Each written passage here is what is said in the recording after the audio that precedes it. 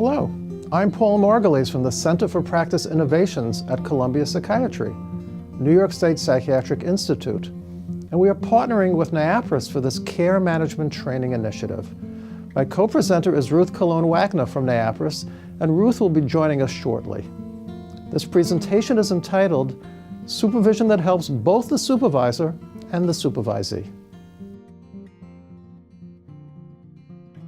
Our objectives are to recognize the importance of supervision, to note the challenges to effective supervision and their solutions, to understand 5 helpful approaches to supervision, and to use the Care Manager Core Competency Checklist to focus the supervisory process.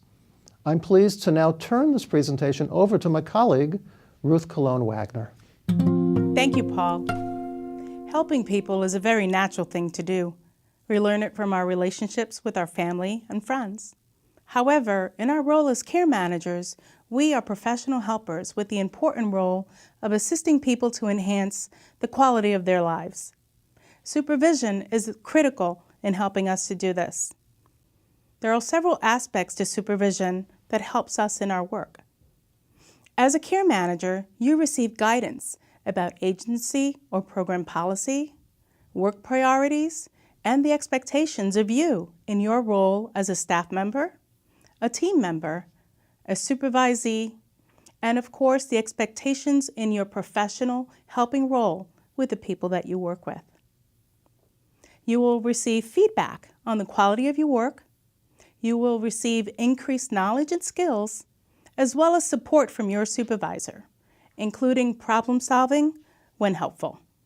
Supervisors also benefit from supervision with their supervisees. Consistent supervision allows them to receive timely information about the supervisee's overall performance, including their direct practice work. This is also an opportunity for the supervisor to learn effectiveness of agency or program initiatives, as well as what is happening in the field, including health home partners. There are 3 goals to supervision. First, to develop and refine your skills. Second, to be an effective practitioner. And 3, to explore and support continued learning. These goals are the same for supervisors, as they also receive supervision. Despite the importance of supervision, the elephant in the room, what we all know but don't necessarily speak to, is that both the supervisee and the supervisor may at times avoid supervision. Let's examine why we think this may be. Staff may avoid supervision because of how busy they are, thinking, possibly, I'm too busy during the work, thus implying that supervision would take valuable time away from their work. As, of course, crises are not planned, they can therefore interrupt the scheduled supervision time. Sometimes supervisees can become dissatisfied with supervision because there may be an inordinate emphasis on certain aspects of the work. For example, status of documentation, points of contact for billing. Also, supervisee may feel that she doesn't need supervision, thinking, I do all of my work, and I know how to do my job. Supervisors may avoid supervision as well, for many of the same reasons. They may think, I'm too busy with administrative work to supervise everyone every week. Additionally, with the unexpected time working through crises, supervision tends to be the first task to get put aside. Also, with so much work to be done, the supervisor may think, why have supervision when they can use that time to do their paperwork so that I can bill? When it comes time to specific staff members, the supervisor may feel supervision is not necessary for that person, as she's not one of the problem staff. On the other hand, with another staff person, the supervisor may feel, I know that I need to have supervision with him because he really needs it, but it's so unpleasant, so why do it?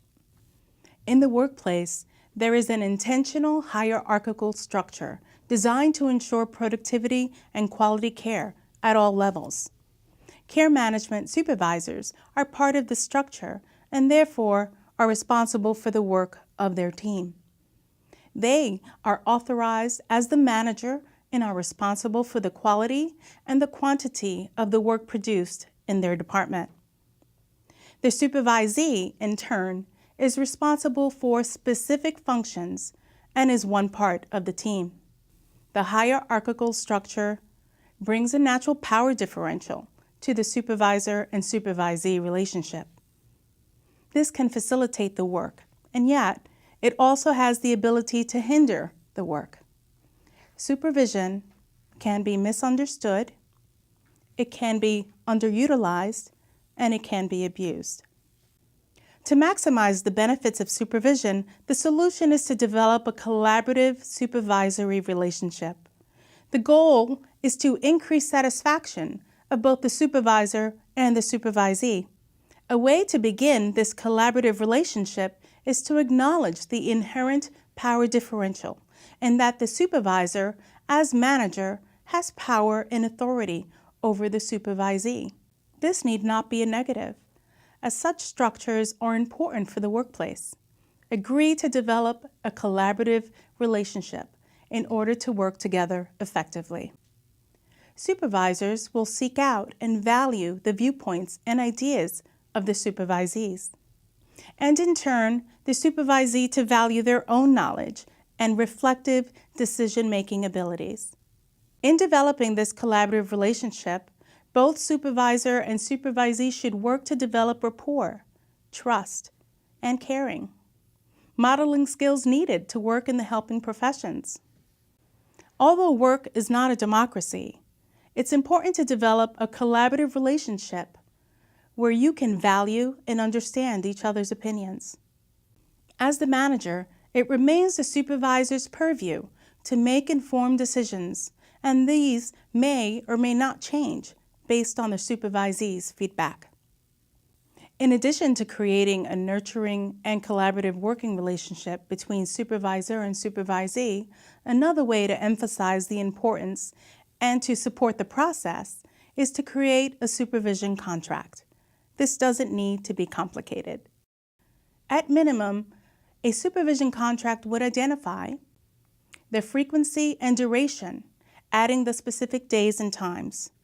This helps both persons as it's calendared, and this time can be protected.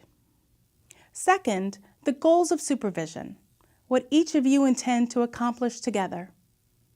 Third, the knowledge, skills, and competencies that the supervisee is to develop in order to improve his or her work and to grow professionally as a result.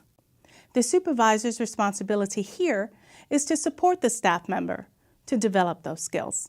Both the supervisor and supervisee have the responsibility to abide by the contract and to support the collaborative relationship.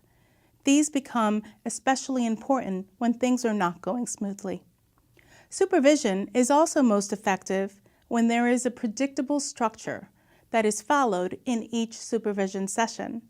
This allows the supervisor and the supervisee to come prepared for supervision, as the structure and general topic areas are already known. There are 4 areas to cover in each supervision session. They are the direct practice work. This is the clinical aspect of the work.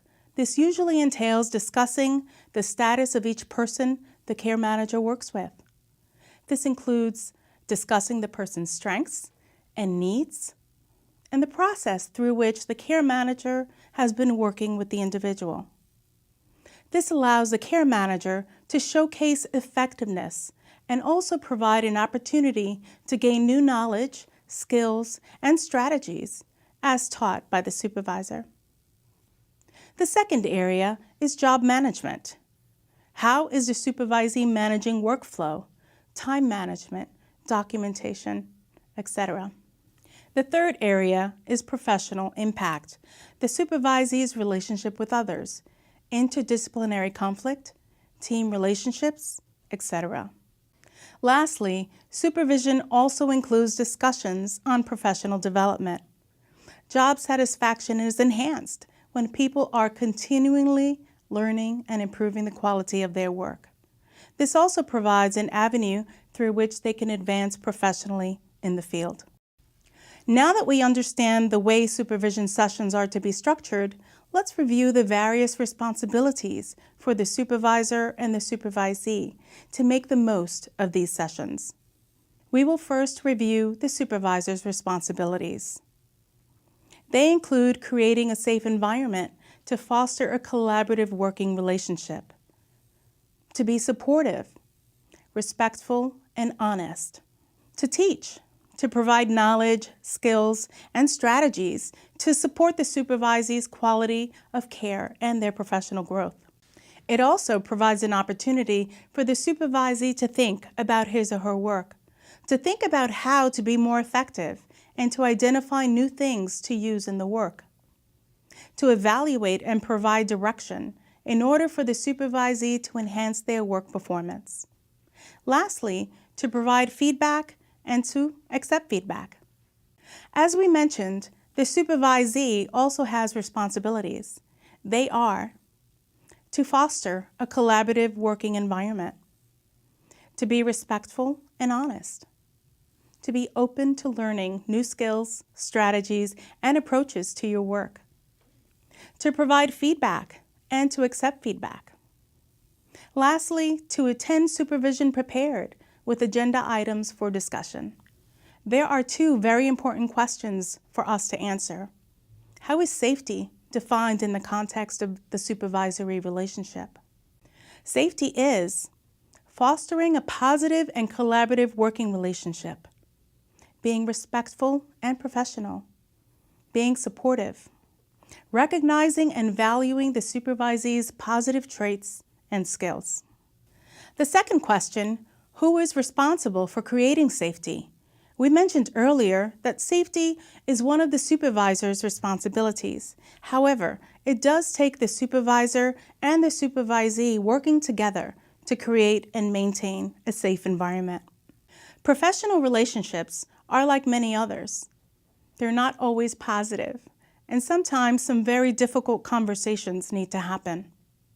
These moments can make both the supervisor and the supervisee uncomfortable.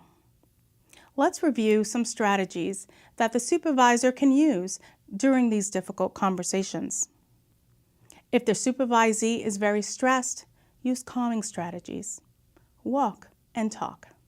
Model relaxed breathing. Offer water, tea, coffee, etc. Do the best to ease their stress. Identify and validate their emotion. Help the supervisee describe what he or she is experiencing. Some questions you can ask are, what are you feeling in your body, in your gut? Describe what you're thinking. Also, validate the emotion and/or behavior. Ask the supervisee to describe only the facts. We all can get caught up in our emotions. In order to communicate effectively, it's important to use facts as much as possible. Describe the facts as you see them. Challenge judgments, absolutes, and black and white descriptions. These are never helpful, and they can make things worse. Help the supervisee examine different angles. What are other interpretations? Help to examine all sides of a situation and other points of view. Test the supervisee's interpretations and assumptions to see if they fit the facts. Identify the goal in solving the problem. Help the supervisee identify what needs to happen. Record the goal or goals on paper for later review and discussion. If applicable, explore threats, consequences, and liability issues. What are the possible consequences? What is the worst case scenario? Together, brainstorm possible outcomes. Help to develop strategies. Choose a solution or plan of action that fits the goals you and the supervisee identified is likely to work. If the supervisee is unsure, do pros and cons to compare the solutions. If the supervisee has no control over the situation, brainstorm how best he or she can resolve their loss of control over the situation. Role play what the supervisee will do if the worst case happens. Lastly, follow up. Evaluate effectiveness of the strategies discussed and used. Now, Paul will tell you about 5 helpful approaches to supervision. Thank you, Ruth. We have found that many supervisors already use some of these approaches, and our hope is that this review will provide additional ideas for consideration. We will discuss case presentation, skills training including modeling and coaching, group supervision, field mentoring, and data-based supervision. Case presentations can be a very helpful way for care managers to gain knowledge. Here's one approach that is often used, which involves 7 steps. First, the care manager is assigned to select an individual and prepare background information. A structured form can be helpful here. After giving some thought to the person's situation, the care manager identifies challenges for the group, or the supervisor, if not a group, to consider. Then the care manager provides a quick thumbnail sketch. Other care managers and/or the supervisor ask questions. Together, they then brainstorm possible solutions. The care manager selects ideas to try, and at the next meeting, the care manager reports back, and if the solution chosen is not working, chooses another approach. There are many approaches to skills training. Here's one that's simple and easy to understand. It has 3 major elements: tell, show, and do. When teaching any skill, begin by telling what the skill is, including its sub-skills or steps, and why the skill is important. Then, show how to do the skill. This is sometimes called modeling and can be done by showing a video or demonstrating live in person. This is followed by providing the learner with opportunities to do the skill. This means practicing the skill. This practicing often begins as role-playing situations and moves on to trying out the skill in real-life circumstances. Group supervision is a great way for care managers to learn. Groups ideally involve 6 or 8 people and meet weekly for an hour or more. You can consider alternating the format between case consultations and skills training. Field mentoring is often talked about, but unfortunately rarely done. It allows the supervisor to observe and teach in ways that can't easily be done simply through office discussion. The supervisor sits in with a practitioner who is working with an individual. This allows the supervisor to observe the practitioner's interactions with the individual. The supervisor also can see what behaviors the practitioner may need to see modeled. It gives the supervisor a chance to provide immediate feedback. He or she can observe and encourage improvements in more timely ways. Please note that it's important to explain why the supervisor is present and to ask the person for permission for this to occur. When field mentoring, the 5 primary supervisor's interventions are observing, providing feedback, discussing the interaction, modeling, and role-playing. Data-based supervision is becoming increasingly important. It involves actively tracking data, creating graphs, and charting important outcomes. This allows the supervisor and supervisee to use objective information to drive their work together. In your work, you will no doubt find the Care Manager Core Competency Checklist very helpful. It identifies 33 care management competencies across 5 categories: case referral and acceptance, case planning and implementation, case monitoring and evaluation, case closure, and general. Each competency can be rated by supervisor and care manager on a 5-point scale: outstanding, exceeds expectations, meets expectations, needs improvement, and unsatisfactory. Here are some examples. For case referral and acceptance, appropriately evaluates client indicators such as risk screening. For case presentation and implementation, completes competent interviews, accesses resources to gather information for factual basis on which to formulate a plan. For case monitoring and evaluation, makes adjustments in care plan as needed to meet goals. For case closure, demonstrates appropriate closure of cases against specified criteria, and for general, appropriately reports to clinical supervisor potential or actual patient safety concerns, such as unsafe home environment, suicide potential, or infectious disease. In summary, Supervision is beneficial for supervisors and supervisees.